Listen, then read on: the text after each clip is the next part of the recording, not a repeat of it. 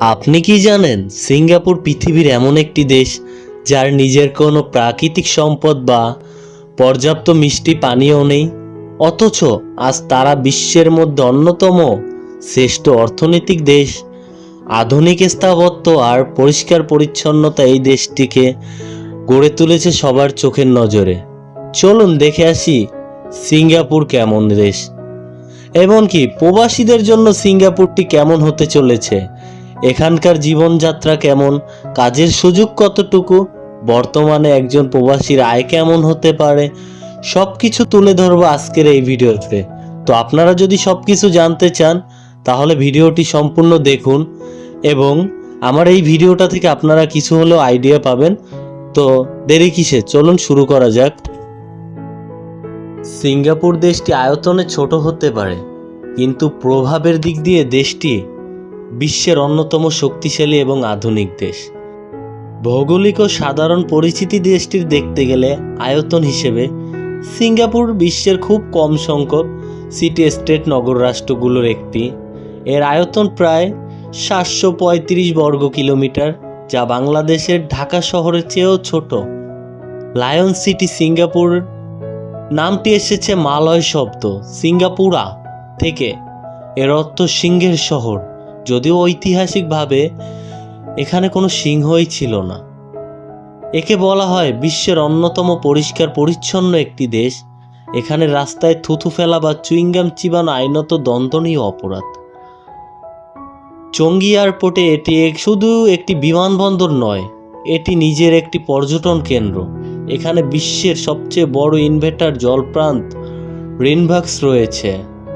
এখানকার কৃত্রিম সুপারটি গুলো রাতে যখন জ্বলে ওঠে মনে হয় আপনি অন্য কোনো গ্রহে আছেন। 3টি বিশাল দালানের ওপর নৌকার মতো করে এই হোটেল সিঙ্গাপুরের সবচেয়ে আইকনিক ল্যান্ডমার্ক। সিঙ্গাপুরের নিজস্ব কোনো প্রাকৃতিক পানির উৎস নেই, তবে তারা মালয়েশিয়া থেকে পানি আমদানি করে সমুদ্রের পানি পরিষ্কার করে ব্যবহার করে।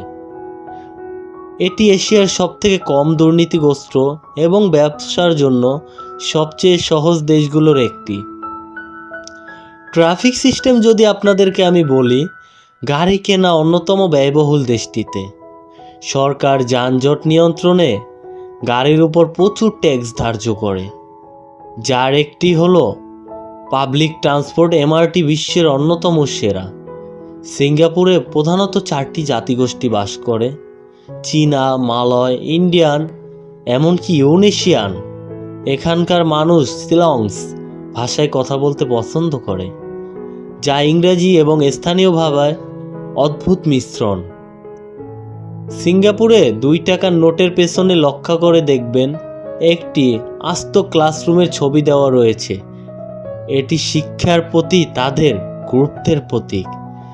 তারা তাদের জাতীয় সঙ্গীতেও কিন্তু অনেক ছোট অক্ষরে সমৃদ্ধ গানটি ব্যবহার করে 2 টাকার নোটের পেছনে ছাপানো রয়েছে, যেটি সিঙ্গাপুরের ইংরেজি নাম, দেশটির মালয় নাম সিঙ্গাপুরা। এটি দেশটির সুন্দর একটা আকর্ষণ করে তোলে।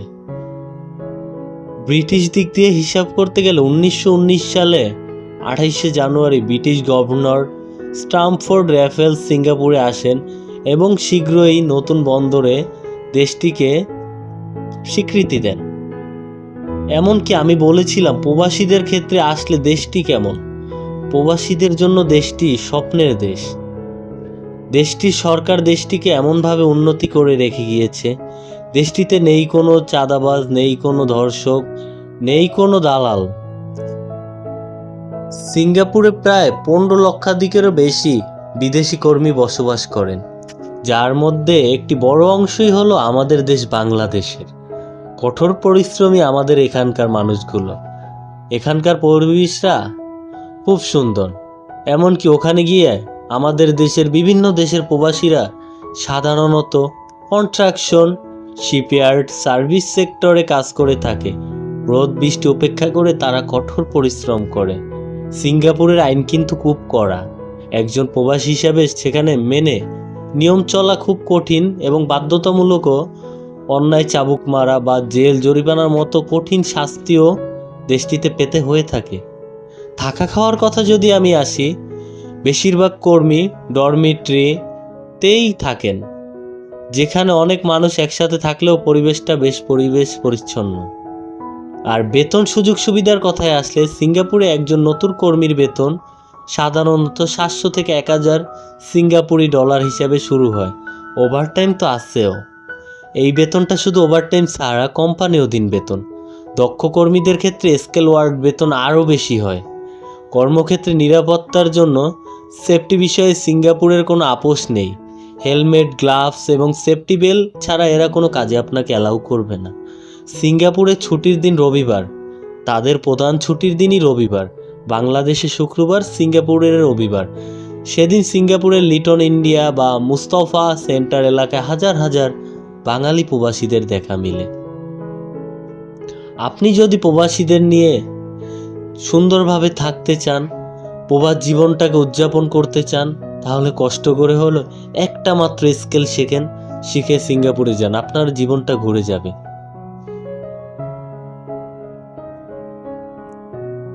আর আজকের ভিডিওটা কেমন লাগলো এটা কিন্তু অবশ্যই কমেন্টে বলে লাগবে। আর যদি ভিডিওটা ভালো লাগে তাহলে একটা লাইক করবেন, খারাপ লাগলে একটা ডিসলাইক করে কমেন্টে বলে যাবেন। আমি চেষ্টা করব সেখান থেকে ভিডিওটা আরও সুন্দর করে তোলার, এবং চ্যানেলটাকে সাবস্ক্রাইব করে আমাদের পাশে থাকবেন।